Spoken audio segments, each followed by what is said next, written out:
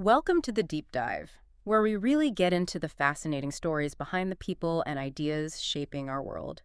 There are some filmmakers who, um, they don't just tell stories, right? Right. They don't just capture moments. They have this almost uncanny ability to tap right into the essence of being human. They make us laugh, sometimes with recognition, sometimes with a bit of discomfort.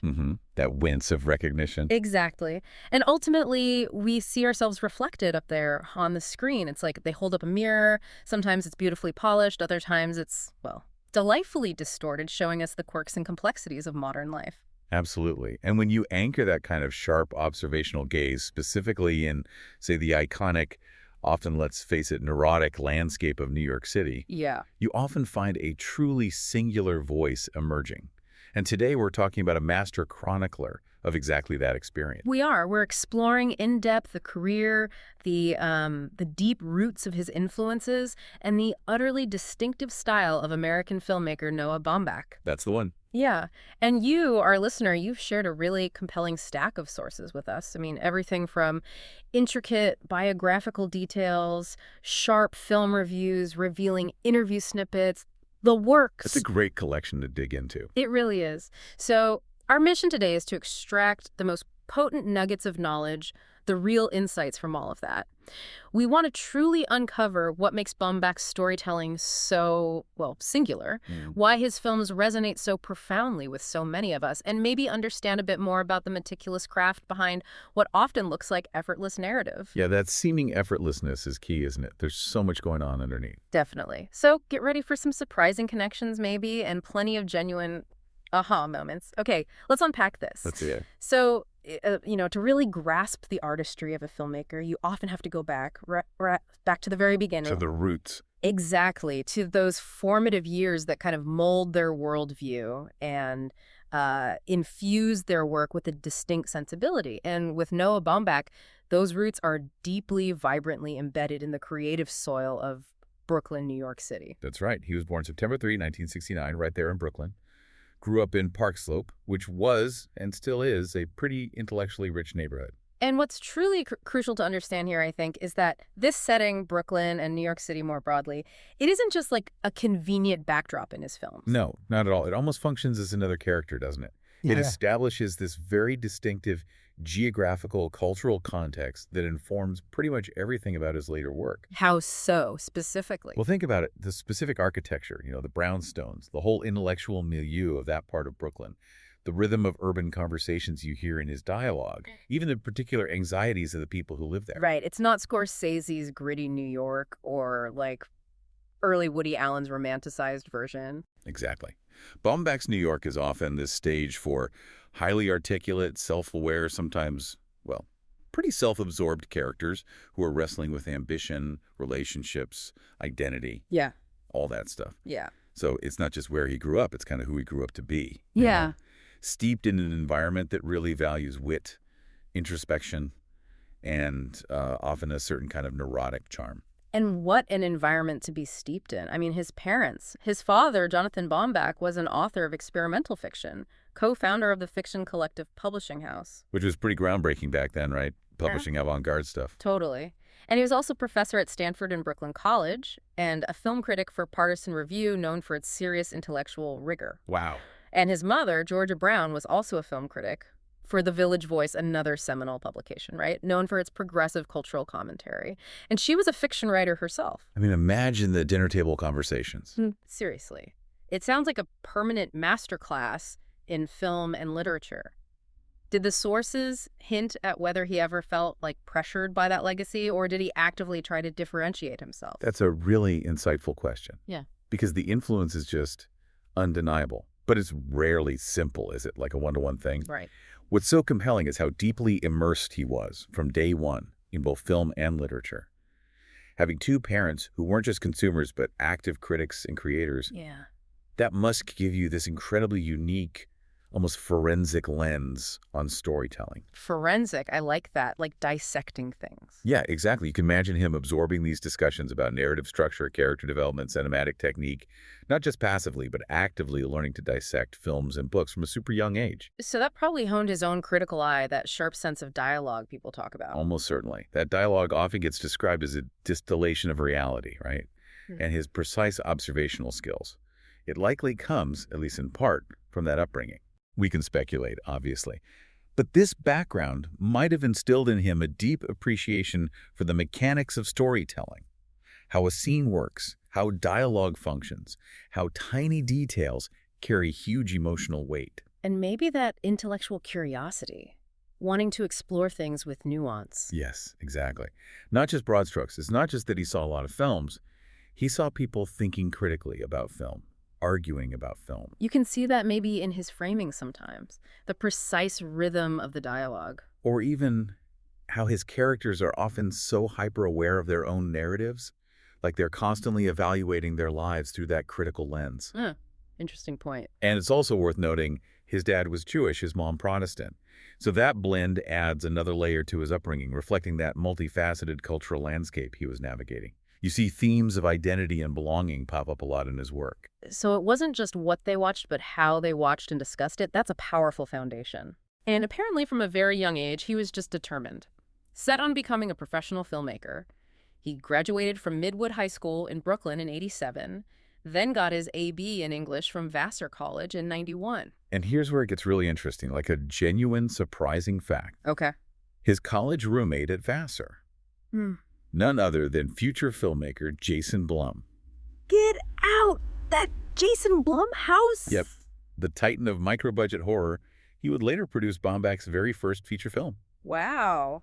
That's more than just a coincidence, right? It really highlights those early connections forming. Did the sources say anything about, like, what they were like back then? Any collaborations? Well, the sources don't detail specific college collaborations, unfortunately. Yeah. But just the fact that a future horror mogul and an indie dramedy auteur were roommates. Yeah. It says something about the creative energy at Vassar then, doesn't it? For sure. Talent gravitating towards talent. Exactly. Those early relationships, built on shared passions, maybe late-night movie debates, they can lay crucial groundwork. And after college, Baumbach even briefly worked as a messenger at The New Yorker. That feels so quintessentially New York for a budding artist. Doesn't it? That moment of grounding, observing the world from a different angle before diving into filmmaking. Like a snapshot of a young artist absorbing the city's pulse. A fertile period for observation before turning that eye onto his own stories. And speaking of observation and absorption, his early cinematic sparks were incredibly diverse. He cited everything from, like, the absurd comedies, The Jerk and Animal House, Classics. to poignant literary dramas like The World According to Garp, even big blockbusters like Heaven Can Wait and Invasion of the Body Snatchers. That's quite a range. But here's the kicker. The film he consistently names as his favorite of all time is E.T. the Extraterrestrial. Okay, see, if we connect that to the bigger picture, this remarkably diverse list of early influences is incredibly telling, isn't it? It's not just one genre, but a synthesis. Right. It suggests a filmmaker who appreciates sharp wit and character humor, sure, but also that deep emotional resonance you find in stories about longing and belonging. And E.T. is all about that, isn't it? Childhood wonder, feeling like an outsider. Exactly. The pain of being an outsider, that profound emotional bond between completely different individuals. It really hints at the multifaceted nature of his own future work. So you can see E.T.'s influence in his characters, like the isolated ones. Yeah, definitely. Think of Florence Marr in Greenberg, kind of lonely, searching for connection. Or the really deeply felt but often super awkward family love and yearning for understanding in The Squid and the Whale. Oh, yeah. His films often blend that keen observational humor with a profound, almost melancholic sense of human feeling. That universal experience of longing for something just out of reach. It's a testament to how these varied inspirations didn't just sit there. They really coalesced into his distinct cinematic language. Okay, so after those deeply formative years, soaking up culture, building those early connections, Baumbach takes his first concrete steps into filmmaking, establishing those independent roots. His writing and directing debut was Kicking and Screaming in 1995. A witty comedy, right? About four young guys just graduated college, totally paralyzed about what's next. refusing to move on. Starring Josh Hamilton, Chris Eichman, Carlos Chakot. A great cast for that kind of talkie ensemble piece. And it premiered to significant buzz at the New York Film Festival. Yeah, the reception for Kicking and Screaming was pretty remarkable for a debut. Newsweek even chose him as one of their 10 new faces of 1996. That's strong early industry recognition. And the critics noticed, too. Oh, yeah. Roger Ebert praised its a good eye and a terrific ear. He said the dialogue wasn't just accurate, but a distillation of reality, elevating aimless, brainy small talk into a statement about a generation. Wow, high praise. And Janet Maslin at the New York Times highlighted its confident comic style and acute sense of timing. Baumbach himself mentioned being influenced by that ensemble feeling in films like Whit Stillman's Metropolitan and Barry Levinson's Diner. You can absolutely feel that in the film's witty, overlapping banter, the camaraderie, or sometimes the charming antagonism among the characters. That became a hallmark of his early work. And Connecting Back, produced by his old roommate, Jason Blum. Exactly. Proving the power, and sometimes the surprising variety of those early connections. It really came full circle. It's fantastic, but, not all early filmmaking attempts are smooth sailing. Definitely not. He quickly followed up with Mr. Jealousy in 1997, wrote and directed that one about a writer so jealous he infiltrates his girlfriend's ex's therapy group. Yikes. Sounds intense. And then came Highball, which he co-wrote under a pseudonym, Jesse Carter, and directed as Ernie Fusco, another New York comedy of manners. And here's where it gets really interesting. Ah, yes. Highball. The one he disowned. Exactly. He famously disowned it, called it a mess, a foolish experiment. Yeah, that's a pivotal and kind of infamous moment in his early career. The whole thing sounds like a nightmare. Super ambitious 6-day shooting schedule, the film left unfinished because of post-production issues, a big falling out with the producer. And it got released on DVD without his approval. Yeah, which is almost unheard of for a director. Yeah. But this early experience, it speaks volumes, right? Not just about his artistic integrity, but his commitment to quality, to his specific vision, even when facing those huge pressures of indie filmmaking. So it wasn't just saying, I need integrity. It was like a defining moment that probably changed how he worked later. I think so, yeah. How did this specific failure inform his future methods? You could imagine it made him more cautious about choosing collaborators, maybe more meticulous in pre-production to avoid those rushed schedules. Or maybe more assertive about having final cut. Exactly. He's spoken about learning the importance of having full control, of not compromising his artistic vision under pressure. This experience, though probably painful, likely solidified his resolve to make films entirely on his own terms. It laid the groundwork for the highly controlled, precise filmmaking he became known for later, like with The Squid and the Whale. A harsh lesson, maybe, but invaluable for creative autonomy. So after those initial indie films, finding his footing, learning some tough lessons, Baumbach really starts to forge his distinctive voice. And this era also marks the start of some really key collaborations. Partnerships that would profoundly shape his career. And maybe one of the most significant early partnerships was with Wes Anderson. Absolutely. A really significant creative relationship. Started with co-writing The Life Aquatic with Steve Zissou in 2004. Which immediately showed his versatility, right? Stepping into Anderson's very distinct stylized world and contributing meaningfully. Totally. Bringing his narrative sensibilities to Anderson's, whimsical universe. And then they continued that partnership, co-writing the critically acclaimed stop-motion animated film Fantastic Mr. Fox in 2009. Oh, I love Fantastic Mr. Fox. Such a critical darling, right? Top 10 lists, Oscar, BAFTA, Golden Globe nominations for Best Animated Film. A huge critical success. But interestingly... Yeah, it wasn't a massive financial hit, was it? That's kind of a paradox. It is a curious financial paradox. Highlights that critical acclaim doesn't always equal box office gold, especially for maybe a more adult-oriented animated film like that. Sure. But what really stands out about this creative synergy with Anderson is how it illuminates Baumbach's unique ability to collaborate.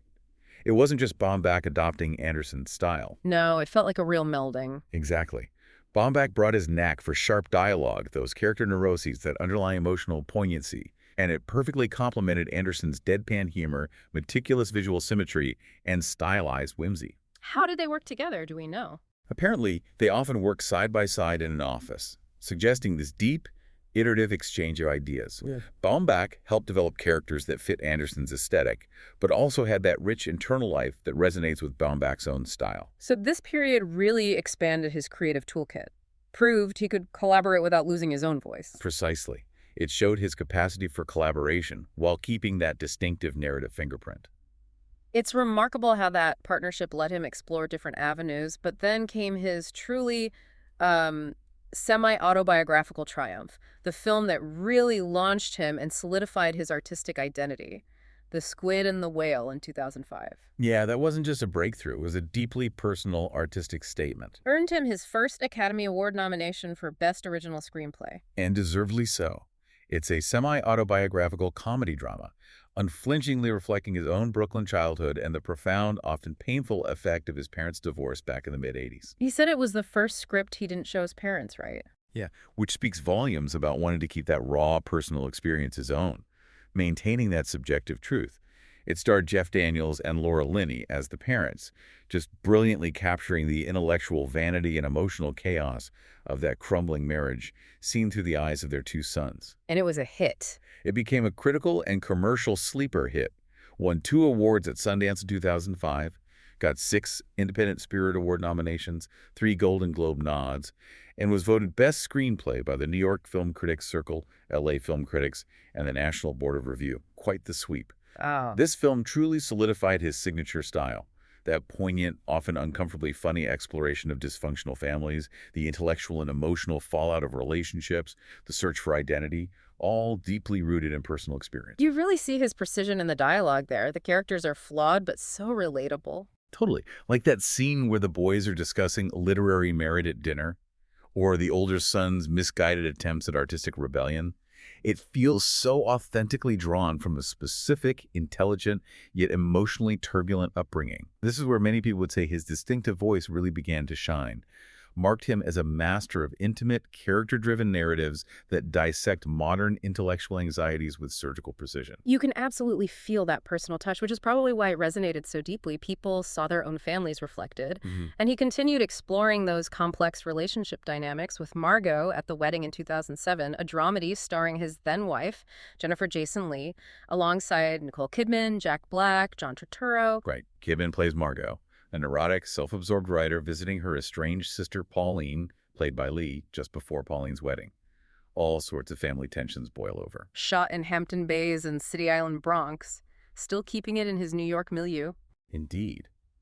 Margot at the Wedding further deepened his exploration of complex family dynamics, especially sisterly relationships, envy, insecurity. It's another compelling example of his work drawing from and often intertwining with his personal life, a pattern we see continue. It captures that specific brand of intellectual discomfort and emotional rawness again. Exactly. And it's interesting. Around this time, he also did that brief foray into TV, co-wrote and co-produced those shorts for Saturday Night Live in 2008. Oh, yeah. Clearing the Air and New York Underground. With Fred Armisen, Bill Hader, Paul Rudd. Yeah. While brief, it shows his willingness to experiment with different formats, collaborate on comedy beyond features. His distinct, often dry observational humor thriving on character specifics, witty dialogue would have been a natural fit for SNL's sophisticated sketches. A small but telling example of his broader scope as a writer. Okay, now, if we're talking key collaborations and pivotal turning points, we absolutely have to discuss the beginning of what became a truly transformative era for Noah Baumbach, the Greta Gerwig era. Absolutely pivotal. This partnership profoundly shaped the next phase of his career, both personally and professionally. And it all really began with Greenberg in 2010. Right. Greenberg. Starred Ben Stiller as Roger Greenberg, that anxiety-ridden guy in his 40s. Greta Gerwig played Florence Marr, the young personal assistant. Rhys Ifans was in it, too. The story was conceived by Baumbach and Jennifer Jason Leigh, his then-wife. Yeah. And the film got nominated for the Golden Bear at the Berlin Film Festival. But crucially, this marked his very first collaboration with Greta Gerwig, a key turning point. It's the moment their creative and personal worlds started intertwining in a way that would define so much of his later work. Exactly. Gerwig's unique screen presence, her naturalistic style, her inherent charm. It brought a new dynamic to Baumbach's often neurotic world, a compelling counterpoint to Stiller's character. Her performance there undoubtedly caught Baumbach's eye, showcasing her as a real creative force. And their collaborations just evolved dramatically from there, quickly becoming this defining partnership. He co-wrote Frances Ha in 2012 with Greta Gerwig, who also starred as that dancer navigating young adulthood in New York. A critical and artistic success, not just for the story, but for its distinct look. Totally. Shot digitally, but in black and white. A deliberate choice, right? Emulating Woody Allen and Gordon Willis, like in Manhattan. Yeah, CBS News even compared its style to Allen, Jim Jarmusch, Francois Truffaut. Gives you that indie, European-inspired vibe. And Gerwig got a Golden Globe nomination for her performance. That black and white aesthetic was so deliberate, so iconic. It really matched the film's themes, didn't it? Youthful longing, self-discovery, the romantic struggle of an artist in New York. Perfectly. It wasn't just nostalgic, like evoking the French New Ways. Yeah. It gave the film a kind of artistic gravitas, elevating what could have been just a simple quarter-life crisis story. Technically, using digital black and white gave it that sharpness too, serving the observational style while getting that classic look. Exactly. It wasn't just a style nod. It enhanced the emotional tone, emphasizing the character's struggles and dreams with a kind of poetic simplicity. And this wasn't just a one-off. They continued working deeply together. Mistress America in 2015. Another one he directed and co-wrote with Gerwig, who also stunned. Similar themes: female friendship, ambition, disillusionment, but maybe faster-paced, wittier.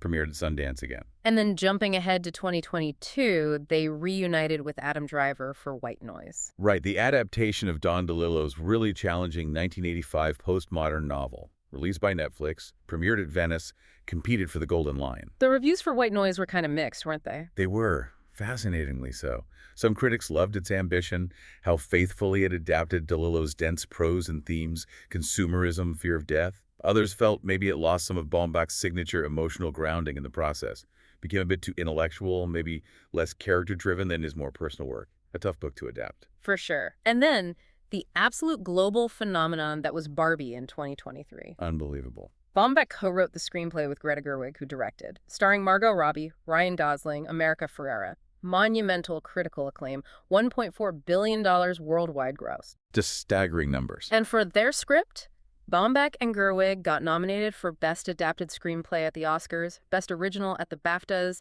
Best Screenplay at the Golden Globes. This incredible run of projects with Greta Gerwig, culminating in the massive, kind of unexpected success of Barbie, it just highlights this truly dynamic, profoundly evolving creative synergy. From him directing her and Greenberg, to co-writing Frances Ha and Mistress America, then jointly writing Barbie with her directing, their shared vision produced some of the most talked-about films of the last decade. And what's so remarkable about that Barbie screenplay is how they infused what seemed like a commercial property with such wit, sharp social commentary, genuine philosophical depth. You can definitely hear Baumbach's voice in the dialogue, right? That precise, self-aware quality. Oh, absolutely. And his nuanced approach to character, even within that concept. He and Gerwig crafted a story that was wildly entertaining, but also surprisingly profound, using humor to dissect complex themes. Gender, patriarchy, existentialism. It shows a filmmaker, in Baumbach, totally open to profound collaboration, thriving on it even, letting his work expand into unexpected commercially successful areas, but still keeping his voice. Yeah, it's rare to see such a sustained, evolving, and successful creative partnership like that, especially one spanning such a range, from intimate black and white indies to a global pop culture sensation. Speaks volumes about their mutual respect and understanding. And what makes it even more remarkable is how his personal life with Greta Gerwig has intertwined with their professional output. Their romantic and creative collaboration started in late 2011 after they met making Greenberg. They have 2 sons now, born in March 2019 and February 2023. And after 12 years together, they finally got married in December 2023 at New York City Hall. It's fascinating how their personal lives mirrored and influenced their professional work, creating this fertile ground. It really is. It's not just a working relationship. It's clearly this deep personal connection that enriches their creative dialogue, allows them to explore themes with an honesty and nuance maybe not possible otherwise. Their shared experiences, growing family observations, it must feed into their writing, giving the stories that lived in authenticity. Definitely. It's a powerful testament to how art and life can feed each other, creating a body of work that feels both deeply personal and universally resonant. Their ability to balance personal milestones with such prolific, acclaimed creative output is genuinely inspiring. Okay, so moving into the 2010s, alongside that evolving collaboration with Gerwig, Baumbach kept exploring deeper themes, family, relationships, existentialism in his acclaimed individual projects, too. Right. Like in 2014, he gave us While We're Young, that sharp comedy drama with Ben Stiller, Naomi Watts, Adam Driver, Amanda Seyfried. And While We're Young was a significant commercial milestone for him, actually. Became his highest-grossing film in the U.S. up to that point. Outperformed all his previous individual films. Why do you think that resonated so much? Well, it tapped into a very relatable generational anxiety, didn't it? Observing the dynamics between older couples in their 40s grappling with feeling stuck and these younger, seemingly more authentic, ambitious millennials. Right, that exploration of authenticity, appropriation, aging in a youth-obsessed culture. Exactly. It showcased his growing ability to connect with a broader audience while still delivering his signature wit and incisive insights into human flaws. That generational clash, embodied by meticulous Ben Stiller and free-spirited Adam Driver, felt both funny and painfully true. And then, in 2015, a bit of a departure, De Palma. The documentary he co-directed with Jake Paltrow premiered at Venice. Not a fictional narrative, but a deep dive into another filmmaker. Yeah, that's a really telling project about Baumbach's own engagement with the craft and history of film. Why Brian De Palma specifically? What does it reveal about Baumbach? Well, De Palma is essentially just long interviews with the iconic director, recounting his career, methods, controversies.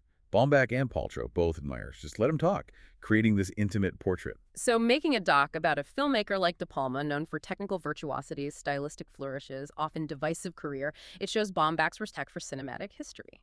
Deep respect, yeah. And for the process of creation.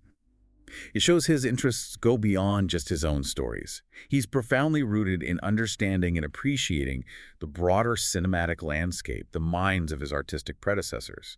It's almost like a masterclass in filmmaking by proxy. Highlights his versatility, too, working across genres, even documentary, shows that intellectual curiosity about artistic output. Exactly. But he returned to those fractured family dynamics he portrays so brilliantly with the Meyerowitz Stories, new and selected in 2017. Released on Netflix, competed for the Palme d'Or at Cannes. The Meyerowitz Stories truly embodies that quintessential Baumbachian theme.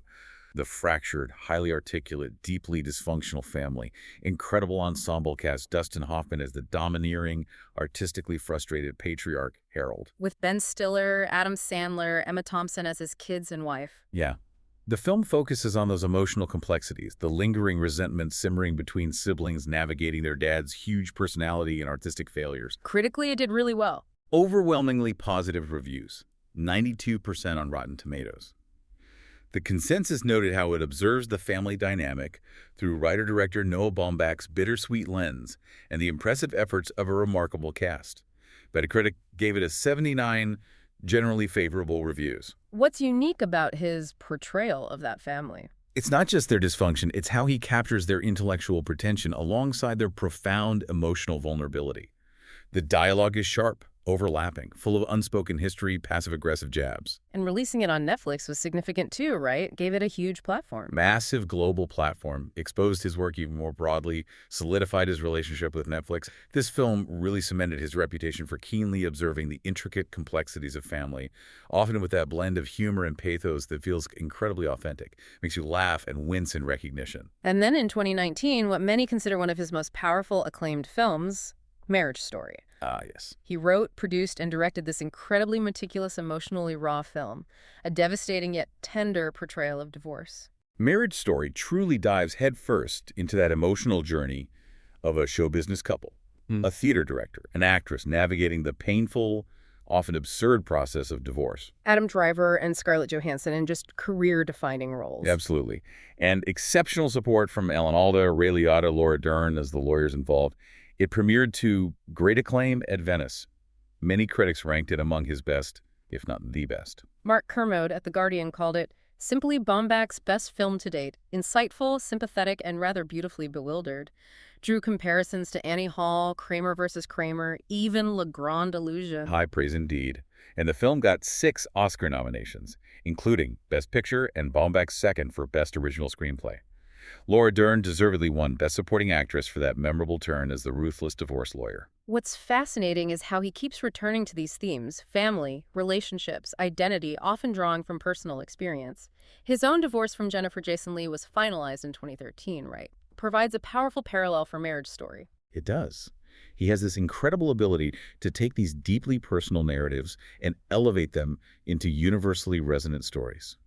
Allows us to see ourselves reflected in the character's struggles, triumphs, particularly the pain of separation and the enduring love that can persist even after a relationship ends. And with Marriage Story, he achieved that rare feat, sweeping the Big Four Critics Awards for Screenplay: LA, National Board of Review; New York, National Society of Film Critics. Truly remarkable achievement, underscores the profound impact of his writing. Incredible recognition for such an intimate story really highlights how his personal experiences fuel such universal, impactful narratives. So let's talk broader picture. What defines Baumbach's filmmaking style, and who are the enduring influences shaping his unique voice? Well, at a glance, he's often known for making, quote, light comedies set in New York City. There's also that clear affinity for writing about the East Coast elite, intellectual, artistic, often self-aware to a fault. And those elements aren't just superficial, right? They create a specific social, intellectual backdrop. Exactly. Yeah. It allows for that sharp, witty, often neurotic dialogue and observational humor he's recognized for. His New York isn't just scenery. It's a character, enabling a certain kind of conversation, aspiration, a specific set of anxieties. Think of the city's intellectual capital as both a dream and a cage for his characters. And his cinematic influences, it's like a curated tour through film history. Woody Allen, he said, was the single biggest pop culture influence on me, citing Manhattan, Zelig, Broadway, Danny Rose. Then with Stillman, another key inspiration for his distinct voice, those comedies of manners. But it doesn't stop there. Ernst Lubitsch, Max Ophüls, Jean Renoir from the French New Wave, Robert Altman, Peter Bogdanovich, Spike Lee, even Spielberg, as we discussed, plus those screwball comedies from the 30s and 40s. Which raises an important question for you, the listener, and for us. How do these incredibly diverse influences, the wit of Allen and Stillman, the elegance of European masters, Altman's ensemble dynamics, Spielberg's emotional core, how do they meld together to create Baumbach's unique blend of humor, pathos, and keen observation? It's not imitation, it's synthesis. Right. Resulting in something new. Totally. You can see Allen's rapid-fire, self-deprecating dialogue and New York anxieties in early stuff like Kicking and Screaming or Greenberg. Lubitsch's elegant, bittersweet comedies echo in Baumbach's balance of humor and melancholic truths about relationships. Where do you see the screwball timing in the modern dialogue? Often in the quick, witty exchanges, yeah. The clever inversions, the way characters talk past each other with precise comedic rhythm, like verbal sparring almost. He draws from this wide, rich palette to paint his particular human dramas intellectually stimulating, deeply emotional, often very funny, but always unmistakably his own. And beyond the visual and narrative, he clearly puts a lot of thought into the sound, the music. He's a fan of electronic acts like New Order and OMD, right? Wanted to evoke them for Mistress America's soundtrack. Yeah, and he's also cited David Bowie, Paul McCartney, the atmospheric film scores of Tangerine Dream, and Georges Delerue as important. Which shows how deeply he considers the auditory landscape. Music isn't just an afterthought. No, he uses it strategically. Enhances emotional tone, underscores internal feelings, reflects the character's inner worlds. For Mistress America, that electronic music wasn't arbitrary. It perfectly captured the film's blend of 80s nostalgia, contemporary angst, New York's propulsive energy. Provided that cool, detached yet emotional backdrop. Exactly. Resonated with the themes of aspiration and disillusionment. And Tangerine Dream, Delerue, suggest an appreciation for music that creates specific atmosphere and mood, enriching the emotional subtext without being manipulative. It's another layer of his meticulous approach, ensuring every element contributes to the overall impact, crafting a truly immersive experience. So after such a prolific, acclaimed career full of evolution and collaboration, what's next for Noah Baumbach? The future looks just as busy, just as intriguing. Some compelling projects on the horizon. His upcoming film, J. Kelly, set for 2025. His fourth for Netflix, currently in post-production. And it's described as a coming-of-age story about adults, which sounds very Baumbachian, doesn't it? Totally. Exploring identity, growth, self-discovery, but for people who are supposedly grown up, but still figuring things out. And a fantastic cast. George Clooney and Adam Sandler, two actors bringing both comedy and drama. He co-wrote it with Emily Mortimer, produced by David Heyman and Amy Pascal. Netflix boss Scott Stuber called it an excellent kind of Jerry Maguire-esque, a really great life-affirming movie. Life-affirming. That's interesting. What might this signify for his evolving narrative interests? Will it be more optimistic? Maybe. Still deeply observed, complex, but maybe moving beyond some of the more overtly dysfunctional dynamics. The life-affirming bit suggests maybe more hope or resolution, an interesting evolution for a filmmaker so good at portraying struggle. And how will Clooney and Sandler, known for broader work, adapt to Baumbach's precise, understated style? It's a tantalizing prospect. It really is. Feels like a natural progression, exploring that next chapter of adult anxieties. And in another incredibly exciting development, his unpublished memoir was acquired by Knopf in 2023. Wow. Okay, given his deeply semi-autobiographical approach, what invaluable insights might a memoir from Baumbach offer us into his creative process, personal experiences, inspirations? It feels like the ultimate deep dive into the mind of a filmmaker who's always blurred the lines between life and art. We might get unprecedented access to the wellspring of his storytelling, learn more about those formative Brooklyn years, his parents' influence, the challenges of early indie filmmaking, the dynamics of his creative partnerships. A behind-the-scenes look not just at the films, but at living a creative life. Reflections on his recurring themes: family, love, loss, the search for meaning. Definitely something to look forward to. And looking ahead, in 2025, he was awarded the Telluride Film Festival Silver Medallion, a significant testament to his distinguished ongoing career. Shows his contributions are recognized at the highest levels. His impact clearly continues to grow. Well, we've truly journeyed through Noah Baumbach's remarkable career, haven't we? From those early indie roots in Brooklyn, shaped so profoundly by his literary critical parents and those key college connections, to his breakthrough with the squid and the whale, laying bare his personal history. We've explored that incredibly fruitful, deeply personal partnership with Greta Gerwig, evolving from muse to co-writer, culminating in global hits like Barbie. Amazing trajectory. And through it all, we've seen how he consistently crafts films that are both deeply personal and universally relatable, infused with sharp wit, profound emotional depth, and that meticulous attention to the craft of storytelling. He has shown us with such clarity and humor the absurdity and heartbreak in growing up, the messy dance of falling in love, the painful unraveling of falling apart, and the awkward, painstaking, but ultimately rewarding process of finding yourself. So as he moves into this new phase with a coming-of-age story about adults in Jay Kelly, a memoir on the horizon, consider this, you, the listener, what new, often uncomfortable, but ultimately illuminating truths about the human condition, that ongoing, messy, beautiful process of figuring things out. What will Noah Baumbach reveal to us next? And how will his distinctive voice continue to evolve in this ever-changing cinematic landscape, always holding up that mirror to our most human experiences?